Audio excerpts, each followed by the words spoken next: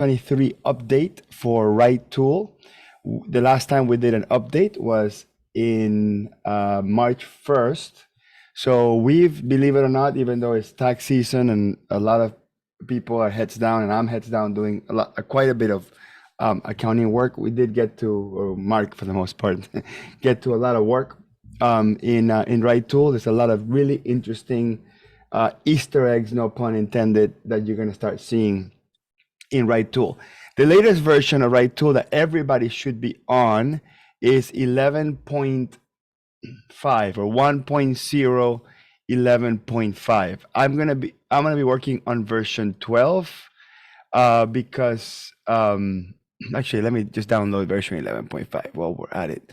But I'm gonna halfway through the webinar, I'm gonna be working on version 12, which is an internal version that we are beta testing, which has some ChatGPT enabled functionality, and we're gonna open it up for testing for a few of you, and we'll explain that a little bit later. But the latest version that everyone should be on, if you have, if Google has done its update and you have done your update and your refreshes, should be version 11.5. Once again, if you're a pro user, you need to click on login. If it shows free still, make sure you click on login and use either your RightTool Pro user ID and password or your Intuit ID to log in. That way, once you're fully logged in and you refresh, it should show all the pro features. Okay, so on the last session that we did, we talked about all the new features that were added in February and March, which is up to this version 10, which is what we showcased before. The only one that I think might have been modified slightly prior to the webinar was the bank rules enhancements, where we did a little bit of a fix in there. So I'll showcase that. But for the most part, we're going to be talking about these updates that we did on version 10.9, and then all the new features that are on 11.5. So I'm going to start with the bank rules, enhanced bank rules update. So we're going to click on the gear menu, and we're going to go into Bank Feed Pro, and we're going to turn on categorized transaction rule filter and bank rules enhancement. So we're going to turn these two, and I'm also going to turn everything else off just to remove any distractions. And also, while I'm out here, I'm going to turn on payee history link and turn on a new sub option that says payee history opens detail page. I believe these are the three things that we're going to cover really quick, which are technically not new features from the last update. They just have little tweaks inside of them that are worth mentioning. So we're doing payee history link with the open details page, the categorized transaction rules, and the bank rule enhancements. So let's go into bank feed and go through these. So first of all, if you already have transactions that have been categorized, when you click on categorized, you are going to have the ability to filter these. Let me just make sure that this is enabled. Let me try one more time. Categorize. Let me do save and refresh just in case I missed something in the process. Are there any transactions with rules on that particular categorized area? It should be. Let's see. Oh, you mean they could be completely without rules? That's a good possibly. Point. Let's see. So I'm gonna go into also categorize. Part of the way to make it so it loads faster. Yeah, there we go. Yeah, there we go. Okay, so we added. We showcased this, and there was some little tweaks here that sometimes some of your rules are suggested rules. Some of them are some rules are going to be gone. So there's going to be a component of a rule, but you're not going to have a rule name next to it. So anytime something was set up via a rule, but the rule doesn't exist, you can click on deleted rules and it will filter just those. And this needs to be showcased because it's really difficult to explain if you don't have both type of rules in there. But if I come in here in my regular for your review and I apply a transaction with a rule, let's see if there's anything with a rule at the moment. Let's go to recognized. Okay, and there's something with a rule right here. So this one has a rule, and I add something that has a rule in it. So it's a transaction that was added through a rule. and I go back into categorize, and it shows me all the transactions that have been categorized. Some have been categorized with a very specific rule name, like this one is called imported rule. So that's a rule that we had in Excel for whatever reason that we brought into QuickBooks. If I click on that, then it shows me just the transactions that have that rule name. Okay, if I go back and change the name of this rule and just call it PayPal and take imported rule, when you refresh and come back here, you're no longer going to see the word imported rule. You're just going to see PayPal. If you do all rules, you're going to see your PayPal rule, your auto add rule, your deleted rules. You're going to see all that stuff. Okay. And if you select on suggested rules, there's none here. Okay. So let's do a suggested rule. Let's do a suggested rule option so you can see that as well. So I'm going to come back in here and I'm going to make sure that my suggested rules are turned on. So let's click on the gear menu and show suggested rules. So I'm turning that feature on.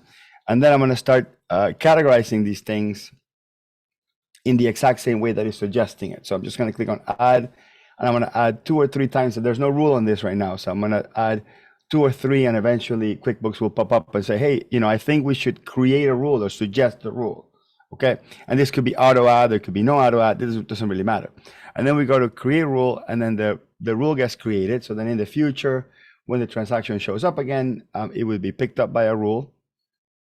And when we categorize it via a rule, and I don't know why it didn't pick this one up, that's curious. They're slightly different transactions, that's why. Yeah, sure. And we can go back and just edit that rule just to force that to work. So let's go into ADP. So this is my suggested rule. And I just go to edit here, and I'll just let me just do bank text and do ADP. And that reminds me to talk about the bank text override as well, but we'll go back to that in a second. I'm going to go back into save, then I'm going to go back into banking. And okay, the rule was picked up. This is a suggested rule. You can't tell from here, this is a suggested rule. There's no visual. Like if you actually open it and then look in the bottom, you can see the name of the rule that is a suggested rule, but it's just the word suggested is something that QuickBooks Online automatically inserts into these things. So I'm going to go to add. So now I have something that was added by a suggested rule. So the whole point of doing all these multiple exercises is that when you go into this page and you see all of your categorized transactions, the transactions that have already been put in there, sometimes you want to filter by specific types transactions based on a specific type of rule, and then you can do imported, suggested, deleted, all.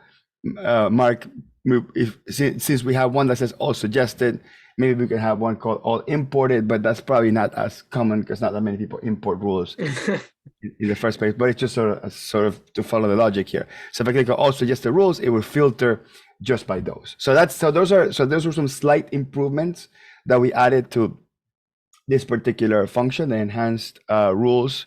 Actually, no, this is called, let me see if I remember the name of this specific suggestion, this specific toggle. This one is a categorized transactions rules filter. So let's go to the bank rules enhancement. So when we're editing rules, and this is all sort of within the same theme, we had a couple of users just piggyback back to back on the different suggestions on how to manage, so many rules. You can do a couple of really interesting things here. So first of all, in this gear menu, just like almost every gear menu in QuickBooks, you can expand the page size all the way to 300. That seems to be the common theme of the limit in QuickBooks. If you click on show all rules, this is actually going to go beyond the limit. It's actually going to show all of them in one shot. So you're going to go beyond the 300 if there's more than 300 rules. And by the way, I feel sorry for you if you got a client with more than 300 rules, but that might also be a good thing, right? That could be a bad thing, but if you have to clean them, not so much. So anyway, sometimes people want to clean a particular set of rules based on how they want to approach it. So if they only want to see the auto add, just click here. It says auto add only, and it'll only show the auto add, which for some reason, I guess, I'm not sure what's happening. Let me refresh. Probably deleted a payee that had auto add on. Yeah, but just one. There should be more. I think that we have more auto adds in here. Let me just let me sort this by auto add. Can you sort it by auto add? You can't. So we don't have any auto add. So we do have this is a rule with an error as a different issue. This is not related to RightTool, by the way, even though it's red, it's not related to RightTool. But I'm gonna correct this just to avoid that red line from being just noise in general. So I'll just pick one of these things here, and I think that was the issue, or yeah, that was the issue. Yeah. Okay, so anyway, so here I can do auto add only, and I only see the ones that are set up through auto add. Seems like we don't have any through auto add. Seems a little bit strange, but okay. Let's just double check here. Let's go to edit, and let's make this one auto add. Okay, this one has PayPal in it, so it can't be an auto add, and that's a really strange kind of. I did maybe, not know that. yeah, it's kind of a maybe a good thing, that when there's any PayPal accounts in there, it won't let you auto add. Let me click on QuickBooks save. acknowledges the fact that PayPal is It's problematic. weird. Yeah, correct. Yeah, correct. Yeah. So I'm gonna make this one auto add just to make sure that I'm not missing something. If I click on auto add only, okay, there it is. So there really wasn't any auto add before. Now you can actually see that we're on auto add. So if I click on without payee, and this whole thing started with this. Without payee was the one that that the first suggestion was, hey, I want to go back and clean up all of the rules that are missing payee. So if you click on without payee, and if you click on without payee, then you know which are the ones that you're gonna go back and fix. So you're gonna go to this one, and you're gonna click on it, and then you're gonna make sure, edit it, and make sure that there's a payee up here. So payee is missing. There you go, AMC, and click on save. Okay, and now when I run my filter again, that one AMC rule should now disappear. Okay, in theory. But in theory, yeah. But that's how it was designed to work. So let's do show all rules without payee. That AMC is got. This is a different AMC, by the way. That's a different AMC. But that the first AMC is gone. Let's just double check here, make sure people are not going, yeah, I saw AMC twice. Okay, let's do that. Let's do save. And we'll do show all rules without payee. There you go. Right. So the idea is that you go in here and you fix all your rules without payees, because rules without payees are a big issue in general. Okay. The other nice thing about this one is also being able to filter by a specific account. So for example, I want to see all my rules are hitting my advertising account. Okay, then I can see that. Or I can see all my rules are hitting my payroll to reclass. All my rules are hitting insurance expense. All my rules are hitting shareholder equity. So that could also be another approach for you to clean rules. Long story short, people are telling me, I want to clean the rules and I don't have tools to clean the rules, and that's what we're attempting to do. I'm sure there's other things that we're missing that would be interesting as well, but this is what we have so far. There has been some people have told us, hey, I also want to start fixing rules based on whether it's bank text or what's the other one called, or description. So we don't have that yet, and we might go back and tweak that. But there's something else related to creating rules that is now a default feature inside RightTool, which is when you go create a rule right now. Like if I go just to create a rule, if I go to new rule, this switches to bank text. I don't know if you noticed that happened a little bit subtle, but you won't even notice it anymore. It's one of those things that it's meant for you not to even notice. But eventually what RightTool is doing, and you can't toggle this off or on, this like we decided, we are gods in the RightTool world, and we decided that rules should never be created using description. It should also be created, only be created using bank text. Now we're talking about rules that are created from scratch, not rules that are derived from the suggestion process inside a bank feed. If the rule is created through the suggestion process, then it'll default by description, because that's how QBO does the rules based on their own interpretation of the payee name. But when you're creating rules from scratch, you should always do it with bank text. So based on the user suggestion is, could you just like save me that click? And so that's what we've done. So that's what you're going to see that's different, that when you go to a new rule, it automatically switches to bank text for you. So it just changes that default for you. Did I miss something there, Mark? I think that's good. Yeah. Okay. So the last thing to show sort of in this like rules theme is under, I think it's accessibility, we have larger drawer for accounts and bank rules. So we've had some people tell me that the account drawers, when you create a new account, and the rule drawer, which is that little thing that slides on the side, is too small. So we increased it I don't know, is there a particular percentage? Do you remember what the percentage was? Or It's literally just half the screen. have the screen, yeah. So now the screen's bigger. I don't know if you've noticed, but now you just have bigger fields now, and that's going to be particularly important. So whenever you have like and well, oddly enough, we didn't expand the category box. That's probably something we should have thought about that too. Interesting. I kind of thought I did, but maybe I just had a crazy thought. Yeah, but just in general, before this feature, this box is just so small. Yeah, there's a minimum. So it was something like this. The default one is something like this. So now with the expanded, it just looks bigger, and we'll probably go back and see if we can expand that category, because that's probably the one that matters the most. Yeah, I know. Yeah, oddly enough. Okay. And let's see what that looks like in the chart of accounts. So let's go into chart of accounts and let's go to new.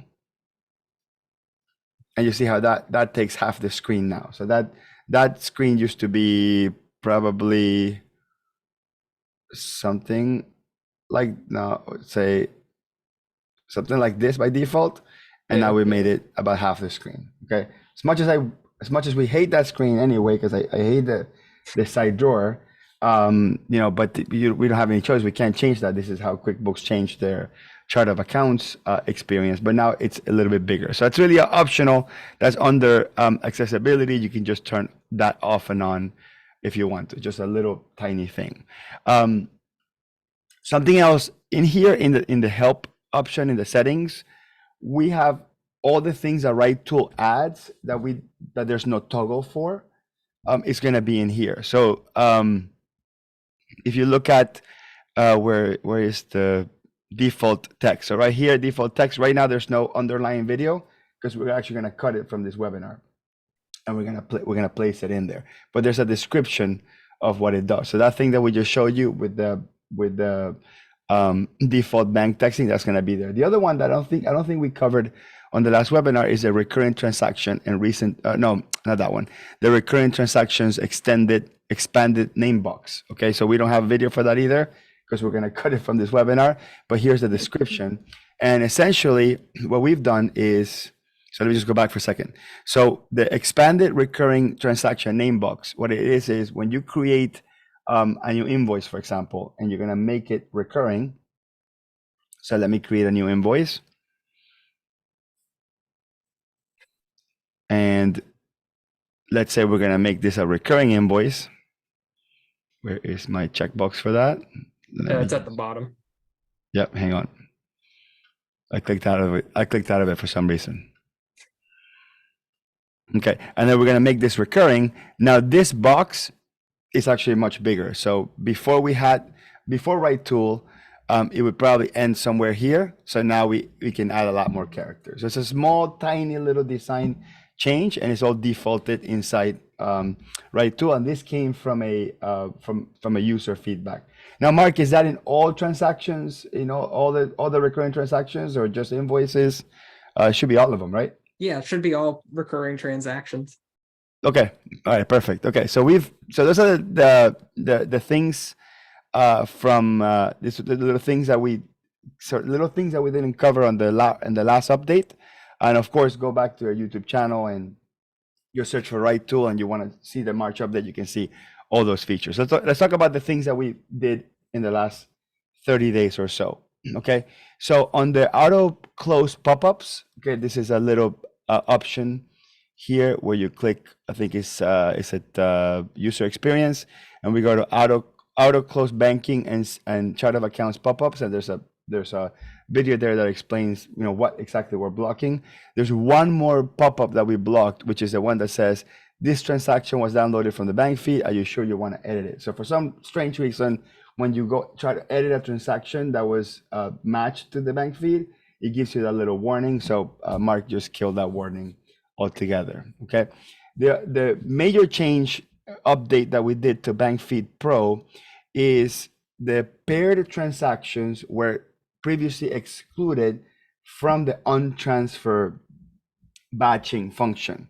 Now you actually have the option to include that in the batching, but it's going to be an option. So let's go back into here, And let's go into, so that's going to be bank feed.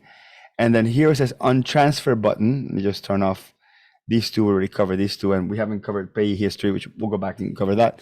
So on the untransfer button is the one that takes all your transactions and moves it from transfer to categorize, but we purposefully excluded paired transactions because paired transactions are probably good transfers. They're one of the good ones, the transfers that we actually like. Okay, you know, we hate transfers for the most part, but the paired ones are usually good. But if they're wrong, of course, you can clean those up, no problem.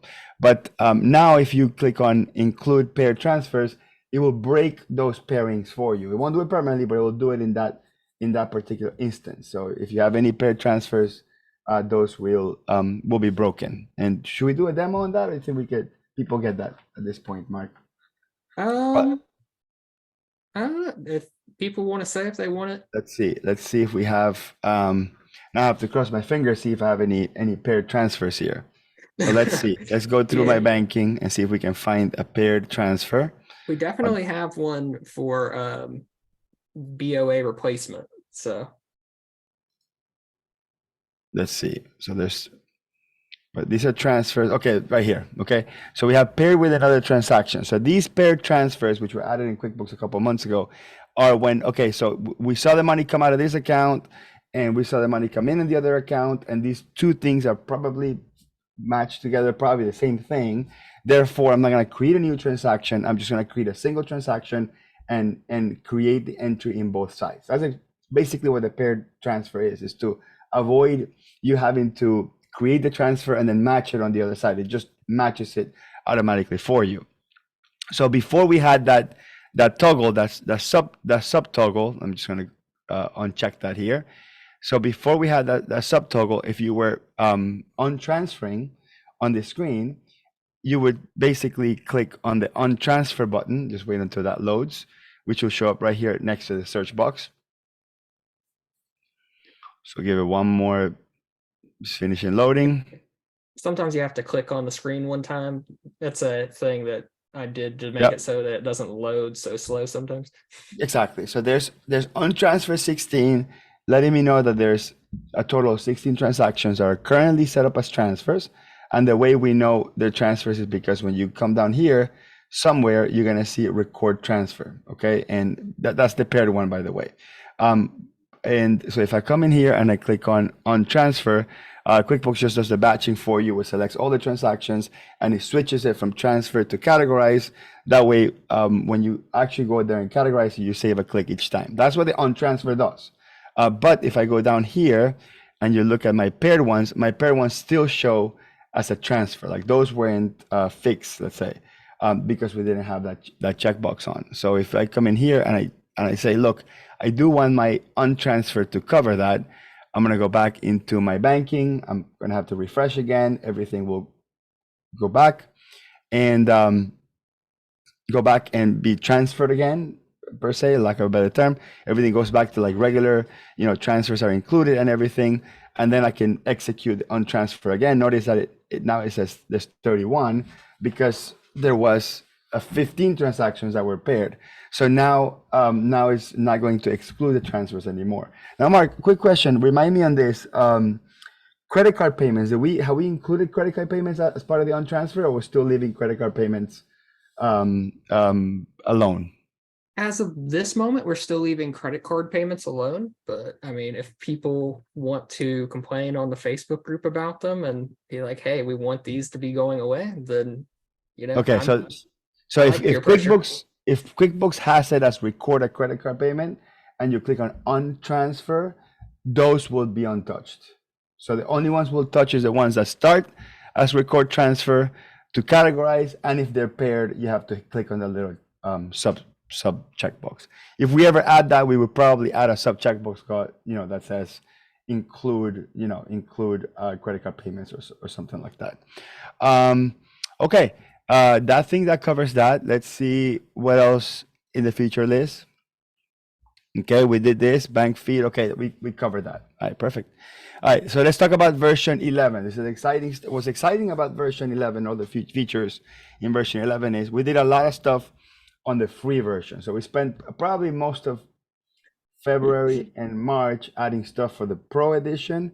So now we're kind of saying, okay, what can we start putting in the free edition? Because the free edition is part of our business model, and we do want to leverage advertising and that sort of thing, for the free users. Although we think at this point, if you're an accounting professional that has 3, 4, 5 clients, at this point, you probably draw so much value from the Pro version anyway that the free version is a little bit irrelevant. However, a big however, we kind of want the professionals to pay for the Pro version, and we want the professionals to encourage their users, every one of their customers, to use the free edition. And the way we're encouraging to do that is we're adding a whole slew of what we're calling error prevention features. And we've already added a few before, but what we did is to make it just easier to understand and to kind of like frame up, is we have a category in settings just called error prevention. And then we put the two that we already had from before, which was voice memo automation and restrict transfers and bank feed. Okay, so these two were prior to this March, April update, but we added 2 new ones, and the 2 new ones that we added was show journal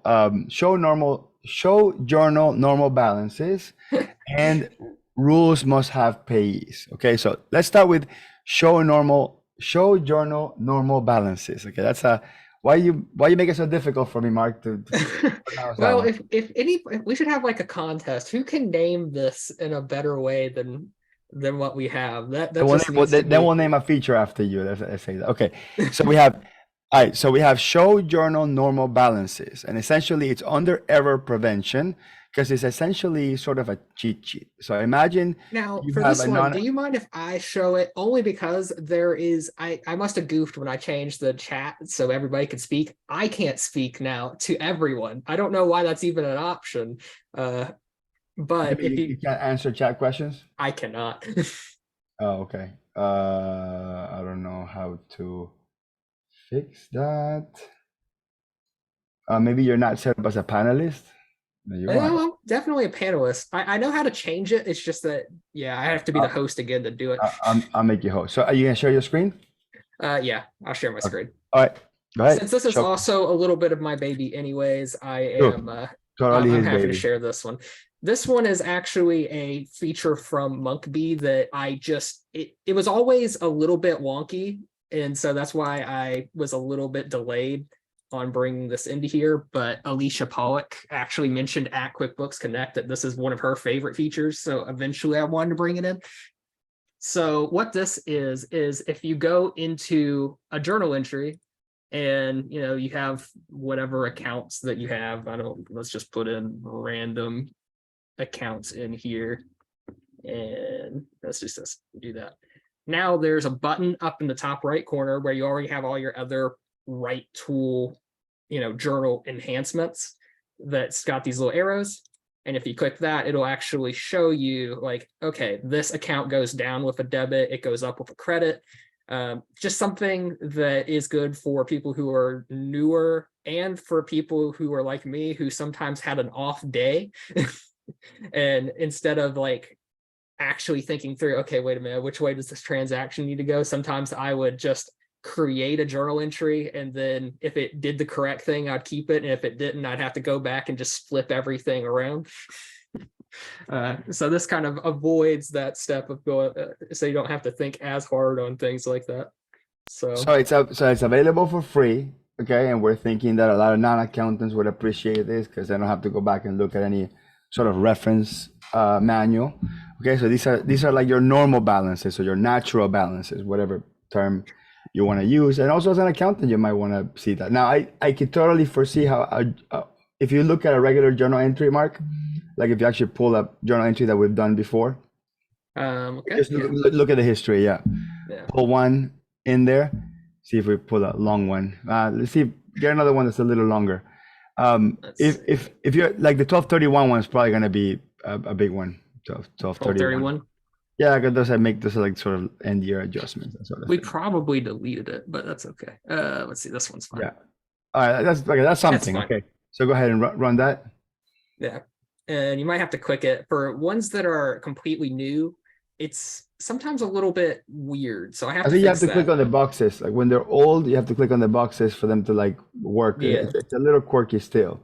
it is Click, a little quirky. Yeah, yeah, click on that button again. See if it does it. There you there you go. go.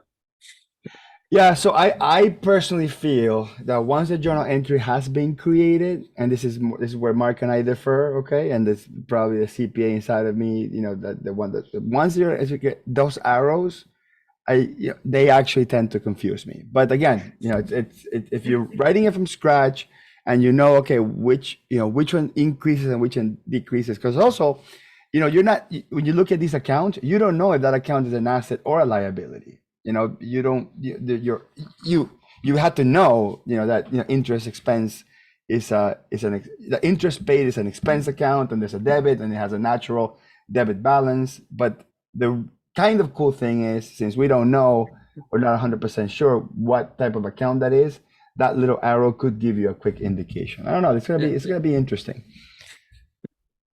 While you're at it, Mark, why don't you showcase the other error prevention tool on forcing people to add a payee on a new rule?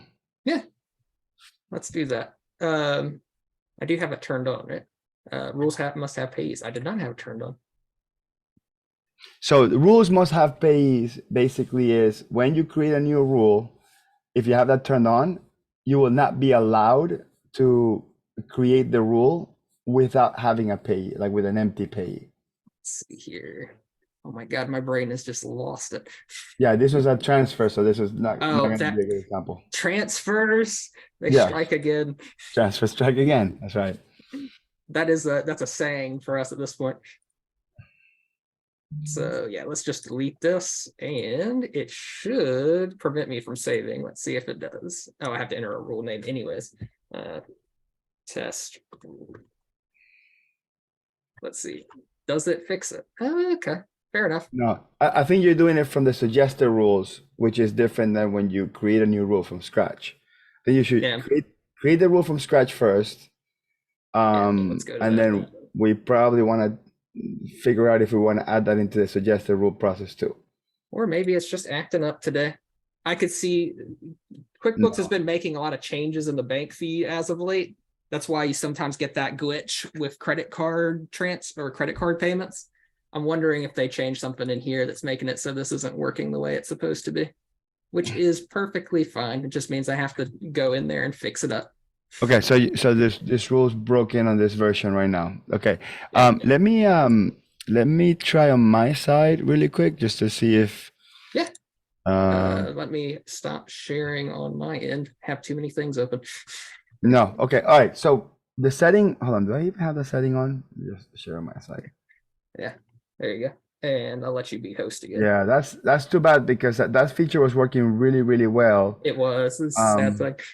It was working really well, and it was working exactly as intended. Let me see. Rules must have payees. Let me save and refresh. So rules must have payees. That's on. Okay, and let's go and create a rule. You have And by 12. the way, Lori, you can restrict transfers in that same error prevention, and that's how you can make it so people can't do transfers in general.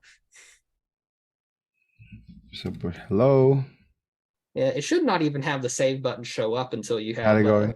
Yeah, no, you're right. No, so yeah, so something broke on this feature because eventually, and one of those. Imagine if so they must have recorded this screen.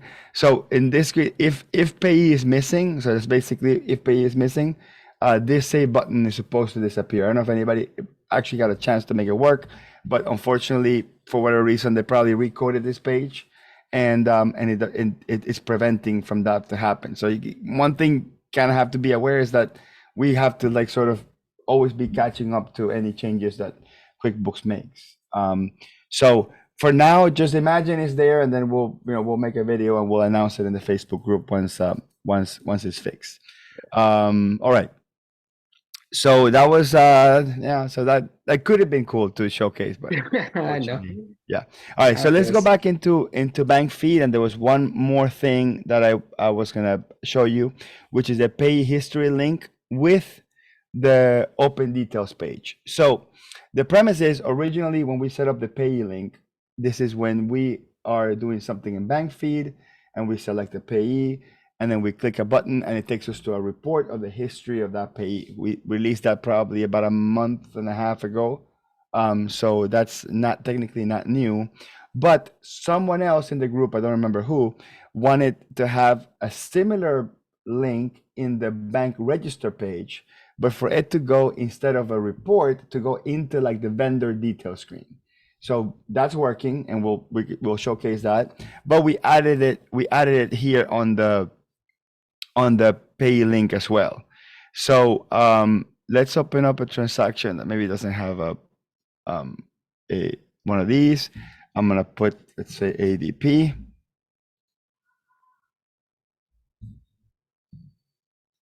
Oh, do you have it turned on? Yes, I should have. Let me just double check. Did they just change everything inside the bank feed just to screw with us on this? That's possible. Okay, let me refresh on that again. Let's find out. Go back into bank feed.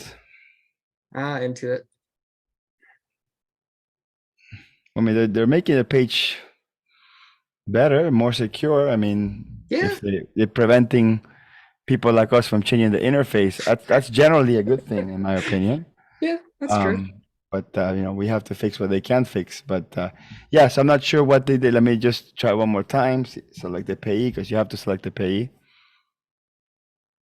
Yeah, it's not there. Now I'm gonna try unchecking this box to see if that makes any difference.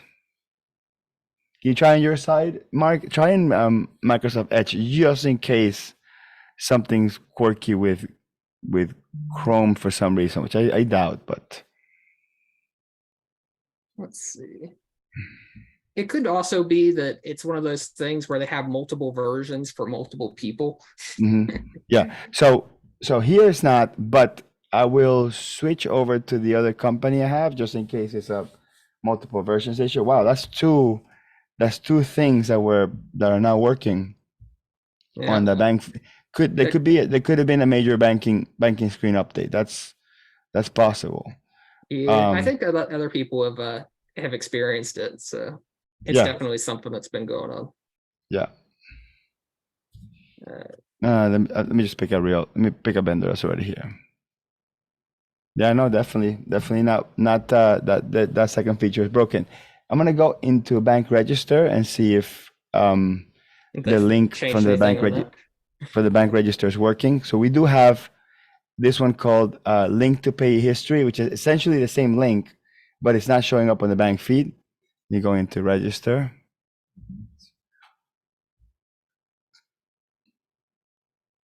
Okay, let's see, we have a pay here. All right, so you see a little button there that says pay history. You can see it. Okay, so that was working in the bank feed. I mean, they originally started in the bank feed, but for some reason, it's not now. But every time you click on any of these transactions, you see that pay history. And what the pay history does, and this is particular to the bank register. So in the bank feed, we have the option to go to a report or to go into the vendor detail screen. In here, it just goes to the vendor detail screen. So if you click on pay history, it's gonna detect which vendor is in that transaction, and it's gonna open this particular pay history for that payee. So whenever you are looking through transactions in the register and you're trying to decide whether something is correctly set up or whatever, or you're here and you're like, oh man, I want to do something like change the name of this vendor. Like, you can't rename. Like they say, this is called NM insurance. If I come back here and put NM insurance, it creates a new vendor. Let's say I don't want to do that. I don't want to do that. I just want to edit that vendor name. So the only way to do that is to go into the vendor history or the vendor detail screen. So I go to pay history, and then in here I can edit the vendor in whichever way I want. So I can go to edit and change that to whatever it is, NM. Okay, and then click on save.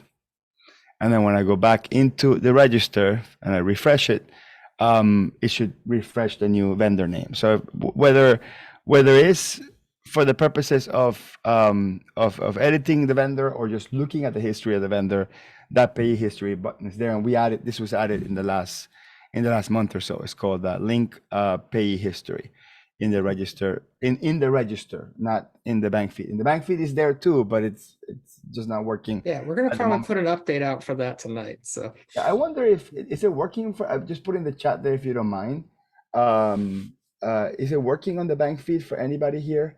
I just wonder if it's just the specific versions of QuickBooks that we have, or did it break for everybody? So I would love to know. I think most people who've chatted, it's been broken, but I don't know if that means that nobody has a working version at this point, or if it. Yeah, that's interesting. Okay. All right. So that's the pro feature available in there.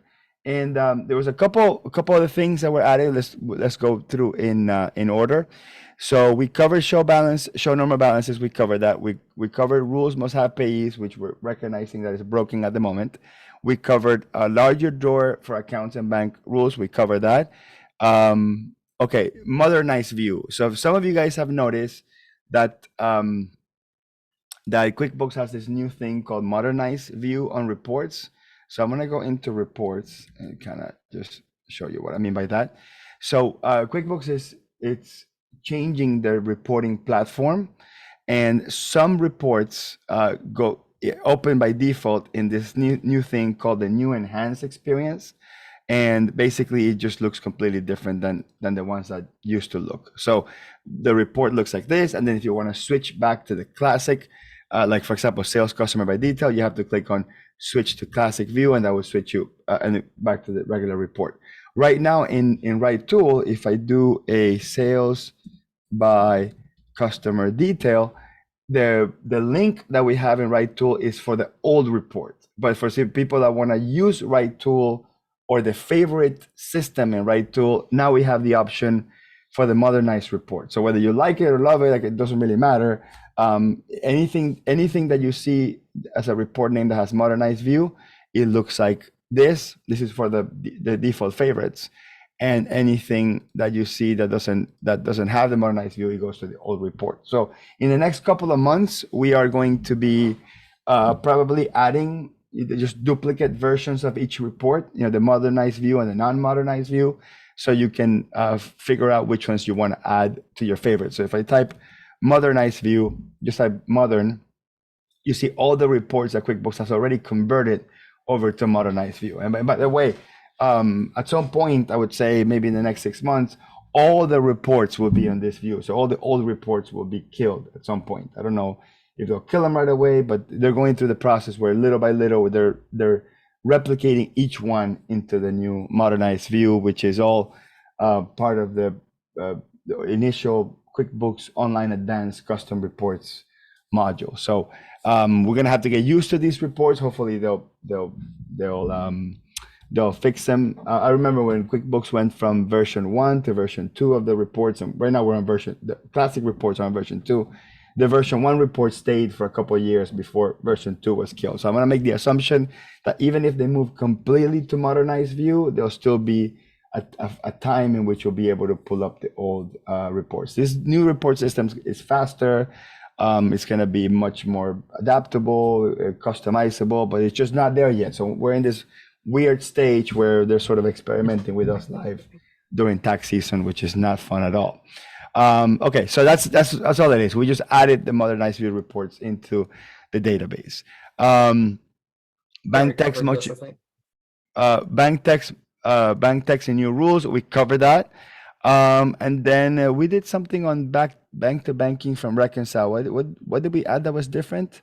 Let's see here. Oh, in the reconcile page, that's what it was. Oh, so, right. So when we go to reconcile, this was a specific request that yes, one person requested this. One person, but it was a good request though. It was a good request. So yeah, so people wanted to go straight to the reconciliation history from this screen, so we added up here. So now originally we only had this back to banking that took you to to bank feeds. Now we have reconcile history. If you click on that, it takes you to the reconcile history page, so you can undo a reconciliation or whatever straight from here. So it's just sort of a quick link to come here. I mean, you could have gone through, you know, the sequence of you could have gone to reconcile and then in here click on account by history, but sometimes we're not there. We're in this screen, right? And there's no like clean way to get back to the reconcile screen while we're in this screen. So just click on reconcile history and it takes you there. Okay. All right. So I think that covers everything that's in 11.5. Okay. And the last one is, someone had mentioned to us that they wanted to do speech to text, but they wanted everything to be uppercase. I think they were reading serial numbers, or they were reading like lot numbers, or they were reading some bunch of letters, I guess, bin numbers. That's what it was. So they were reading bin numbers to it. So now, if you have caps lock on while you do text to speech, it's a very niche. It's a very niche add-on here. But let me just turn that on for a second. So Control Shift A allows you to dictate into any screen in QuickBooks, right? So Control Shift A. So now if your caps lock is on, I will just demonstrate this really quick. We'll go to maybe an estimate or an invoice or something. So we go to, let's say, an invoice. And I come in here in description and have caps lock on. My caps lock's on, and I do Control Shift A. Serial number AB3747XX31BRSSQZ.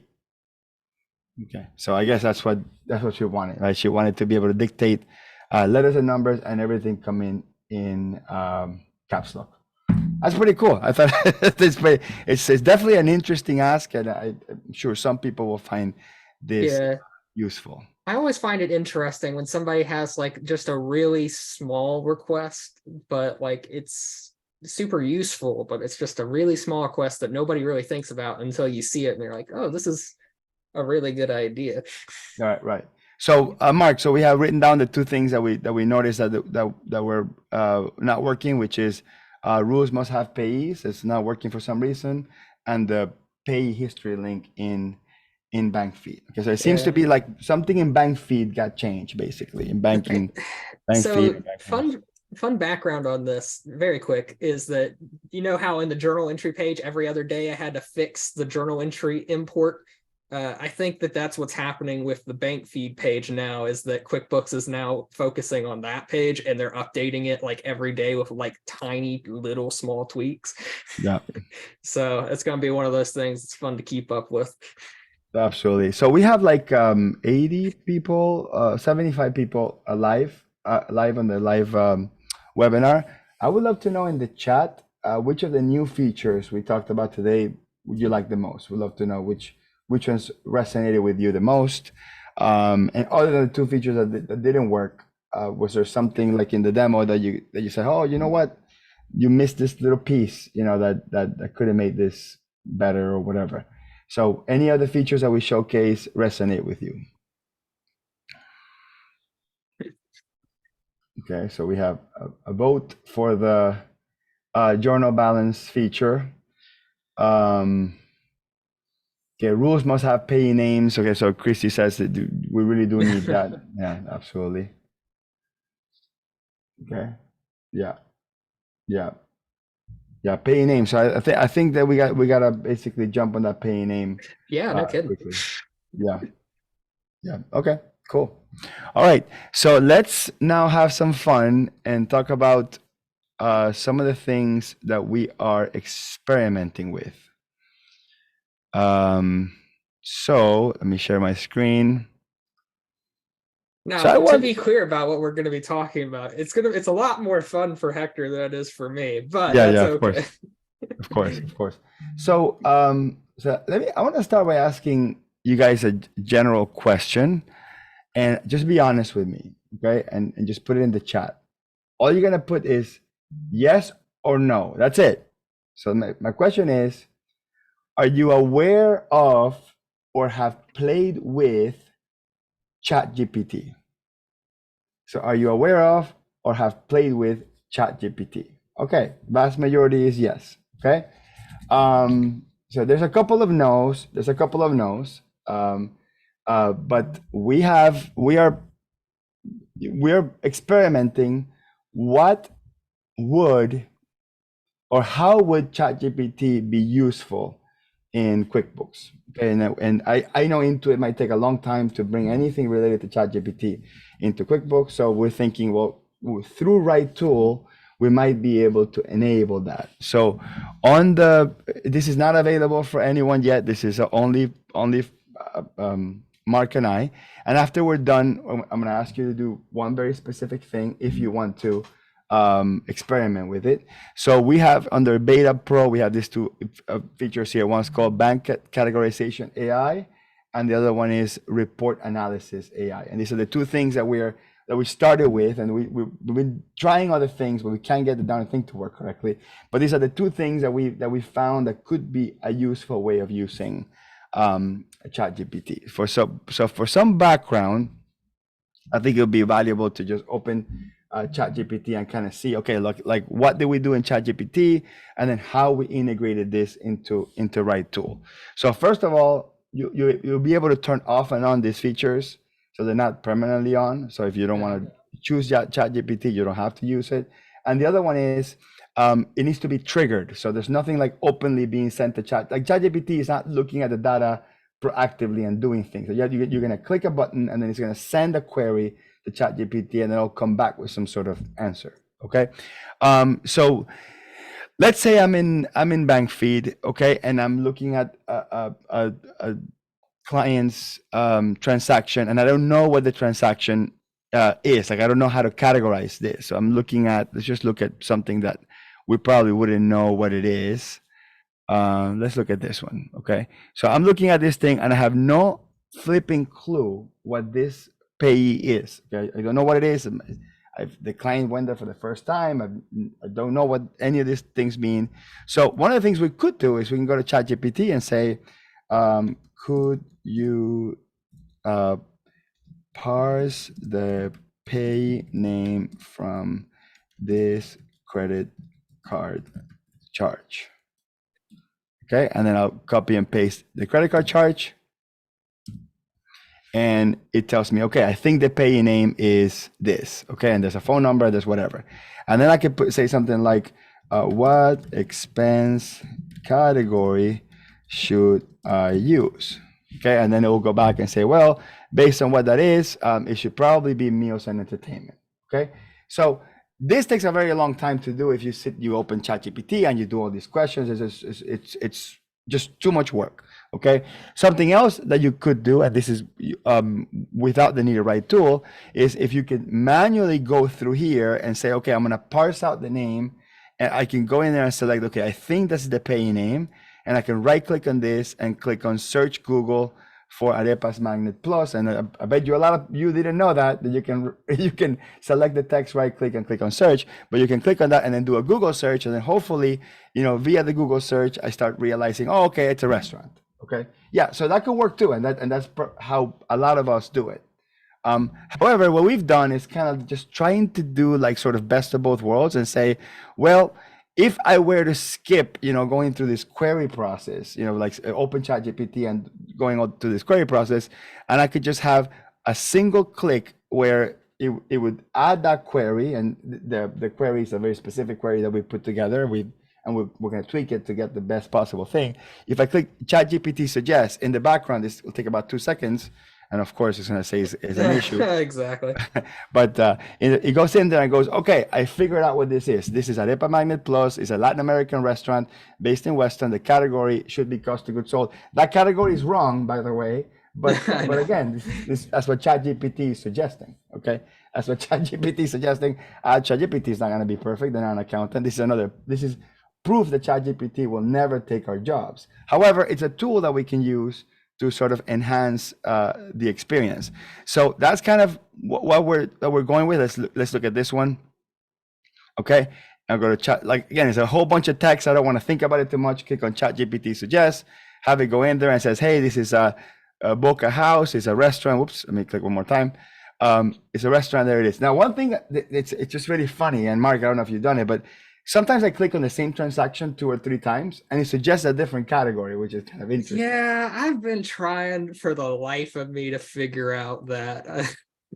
I I assume it's just that it has multiple computers that are processing or multiple Yeah. servers processing it. It Yeah, depends on which server you get. or has a random, it has some sort of randomizer in it. But the point is, the only information that's being sent to ChatGPT is this entire line. Okay, and then we're not having it. We are not having it remove things. We're just doing it, just the whole thing. Okay. Now, some of the things that we thought about is, could we have RightTool sort of like copy this entire chart of accounts, send it as part of the prompt, and then tell it based on the category, could you tell me which category is better? Now, I've tried that, and unfortunately, it starts hallucinating and starts making up random accounts that don't even exist in my chart of accounts. So like, it might not be there yet. So we might need to wait for like ChatGPT 4 or a better version to come along. For now, all we have literally is you click on this thing and you click on ChatGPT Suggest, and it will tell you what it is. And it tells you, look, it's a ticketing company that sells movie tickets. And it gives a suggestion that might be in your chart of accounts or not. So this thing is not going to pick for you. Okay. Yeah. And again, this is only useful for a new vendor, right? If the vendor has been created before, or you have a rule, or it has a history, then it'll just your QuickBooks naturally will do that. This is just, all you're doing is, hey, just quickly search in ChatGPT for me. Okay, so this is our first attempt at doing this. I'm actually very happy with the results. I mean, it's not going to be perfect, but we're not perfect. QuickBooks' version of auto categorization is not perfect. Nothing's perfect. This is going to take some discernment, but it could be like one extra sort of little help. Okay. All right. That's the first ChatGPT themed feature. The other one is going to be more interesting. Okay. I guarantee you this is going to be a lot more exciting, which is with reports. Now, again, this might be a lot of tweaking that has to happen in order for this to become useful. But let's say, for example, I'm going to look at my last year's P&L, and you're probably going to like this one better because you might have sort of more power of analysis on this one. And this one's more expensive for us. And long story short, we pay almost per character, per character that we send to to OpenAI, and then for character that comes back. So this is why we have to figure out whether or not there's even a business model here. Like, is it even worth it for us to enable ChatGPT features in RightTool, because it's going to be really expensive, and we don't want to. I mean, it'll be very difficult to pass down that expense to the users. So do we include it in the Pro Edition only? Do we increase the price of the Pro Edition to make up for it? Like, we don't know what that's going to look like yet. At first, we're just going to take the hit and pay for that, because we're learning how ChatGPT could help us. And I think we've managed to get the price pretty low for the cost of like asking ChatGPT for all of these things. So it should be fine. But there might be, it definitely wouldn't increase the price of Pro like for everybody. It would probably be like a per use fee, kind of something like that. Depending on but it really depends on the. I mean, the other option that we have is, instead of using our API key, and this is getting really wonky and nerdy into like, the mechanism of this, but instead of using our API key, we can have you use your own API key, and then you can have your own ChatGPT account, and you pay ChatGPT for whatever usage you have. Like, sort of you're going to have your own API. So right now it's our API and we're paying for everybody. But again, this might not even work at the end. We're just testing it to see. Like, we don't want to change what RightTool is, but we also don't want to fall behind. And most importantly, I think that ChatGPT has a future in automation, and our colleagues are a little bit afraid of really playing with it. This immediate reaction that people get, well, I don't want to put my client's information out there, it's not secure, blah, blah, blah. And that's the same things that people said when we went to QBO, and the same thing that people did when banking went online, right? So yes, it's it's fine and acceptable for you to be what do you call this? Skeptical. Skeptic about this. But Yeah. I'm telling you, at some point in time, every app is going to use some sort of AI. So for us, why not jump immediately to it? So this Yeah. is the second one. This is going to be much more exciting, honestly. Much more exciting, which is I have a profit and loss here in front of me, and essentially what I want to do is I want ChatGPT to analyze this P&L for me. Now I could export this to Excel. Let's just be clear on what we can do. So I can come in here, I can export this to Excel. Okay, and this is how you would do it if you don't have RightTool, and you would open it in Excel, and then you would come in and you would copy the information. Okay, again, this is without RightTool. This is what the average person would do, and then they would go into ChatGPT and they would create a new chat and tell it, can you analyze my P&L? Okay, and I would, paste the information in there and press enter. So this is like how normally you would do this without RightTool. You would go in there, you would say, analyze my P&L, and you would paste that in there, and it will write a little blurb kind of explaining what that is. Okay, and this is how you could use ChatGPT now. And if you want to use this as a sort of as a starter, so when you send your clients your reports that you're working on, you have sort of a core text that you can go back and change and edit and stuff. You can do that. This is how you can do it without RightTool. What we've done it to kind of integrate it into the process is we are this sort of copy and paste process of taking the core data from the P&L. It's happening behind the scenes and it's being sent to ChatGPT for processing. And when it comes back, it's going to come back in the notes of the report. So down here in the bottom where you click on add notes, you have this box where you can add 4,000 characters. So we're giving instructions to keep it under 4,000. So what we're going to do is we're going to click on, and hold on to your pants because this is going to be very cool. We're going to click on insert ChatGPT report analysis. And then by default, notice that by default, we give you a prompt. Okay. And notice that we put in 3,900 characters, and we're saying we're giving ourselves some slack on this one because we don't know if, I don't want it to get to like 4,002 and then cut out the last two letters from the last word, right? So in 3,900 characters or less, perform the following analysis on XYZ Corp.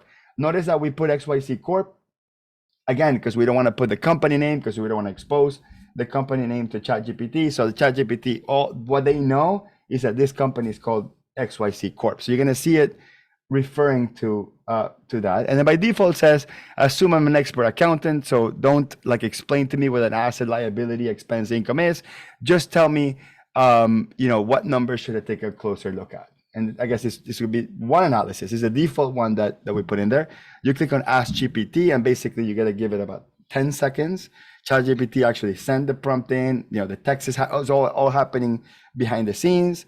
The text is being put together. It's going to be under the 4,000 characters, and boom, it's going to be inserted into the notes. Now, before we go into like what these notes mean or like what actual text is in here, I want to tell you, okay, how is this practical? Well, when I go and print this report or create a PDF, it's going to be right there in the bottom. So imagine a world where when you prepare financial reports for your customers, you have already notes in there. You already have like sort of a guide on how to read this report.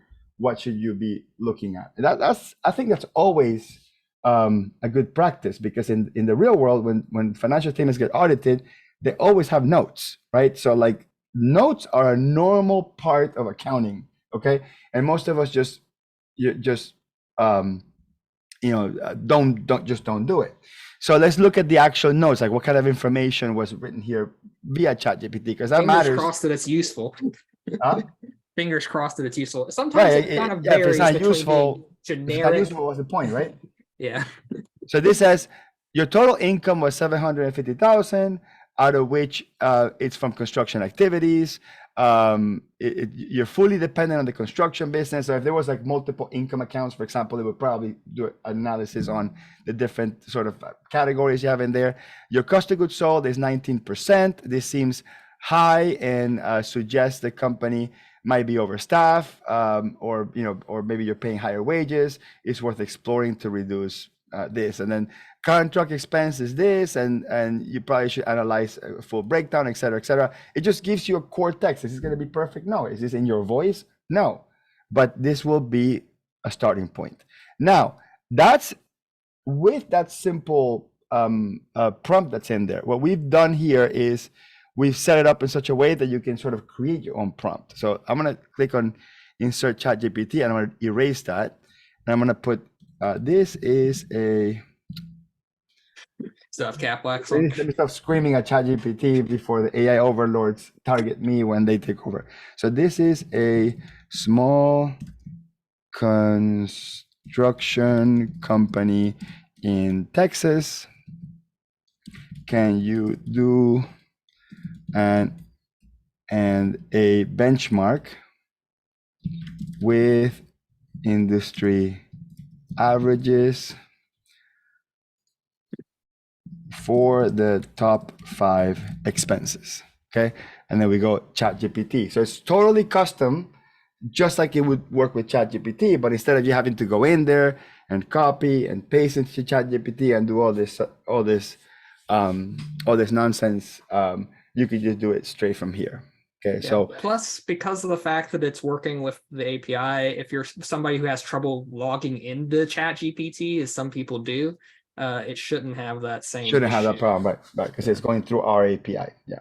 So there you go. So it says XYC is a small company in Texas, and then it goes, it starts doing top 5. So here's the benchmark. Okay. And it says, look, we took it from BizStats, and we're going to take, we're taking construction companies in Texas, and we're taking payroll, purchases, office supplies, insurance, and rent. And then it does an analysis of each one. So payroll, the average is around 24 revenue. You are 7.5%. Your cost of goods sold, it's about 58%. Again, it's a really interesting starting point. Okay. And then so the report one, it's custom and it's under 4,000 characters, and it injects it into the report. That's how we thought about this. One more thing is, and Mark, remind me if this copy to clipboard was added only in 12 or in 11. Oh, it's not in 11.5. No, It's in I 12. added it last night, I think. So it's in 11.6? Or it's in 12? It's in 12. Okay, so it's not live yet. Yeah, it's not live. Okay, so so some of you will have access to the ChatGPT features. Just email me at Hector@garciacpa.com and say beta test or beta or ChatGPT, whatever it is. Just email me Hector@garciacpa.com, and the first 10 people that email me that are pro users, you need to be a pro user. I'll give you instructions on how to send me an email on how to download version 12 that has ChatGPT so you can test it. And then the only thing we'll ask is you report back, what worked, what didn't work, for both of those features, please. But one thing you will see prior to ChatGPT integration being live is on the next update is we'll add on the Pro Edition, we have this feature called Copy to Clipboard. So if you are going to use ChatGPT, the tool, not ChatGPT or integration, you could just simply come in here and go to Copy to Clipboard. And then when you go into ChatGPT, you can so instead of having to export to Excel and copy and paste, just come in here and go, here is my P&L, please analyze. And I just right click and paste because it's already copied from QuickBooks, press enter, and then you can just use regular ChatGPT to do the analysis. To be clear on this, it automatically, when you copy, excludes the company name, the header. Yep. So it keeps the date because that's something that ChatGPT needs for whatever reason, which I kind of understand. But it does not include any company information because like I said, there's a little bit of there's obviously good reason to be concerned about your company information being on something like this. So try to kind of obfuscate that as much as you can. Right. So right now, even if you don't have access to the version 12 beta, you'll be able to come in here once. I'll update 11.6 tonight, and that'll fix the payee issue. Yeah. So then you'll be able to just come in here, go to add notes, and then you copy and pasted this into ChatGPT, copy it from ChatGPT, bring it back into QuickBooks in the notes, and then you can make whatever changes you want. So you can still manually do this by yourself by copying the report to the clipboard, pasting in ChatGPT, and bringing the notes back. Essentially, what we've done by doing the insert ChatGPT analysis is it allows you to put the prompt right here and inject it immediately and keep it under 4,000 characters. So just again, if you're interested on playing with the ChatGPT artificial intelligence features that we have in version 12, just email me, Hector Garcia CPA. You must be a pro user because it won't work if you're not a pro user, and I'll give you access to beta, and then in a couple of weeks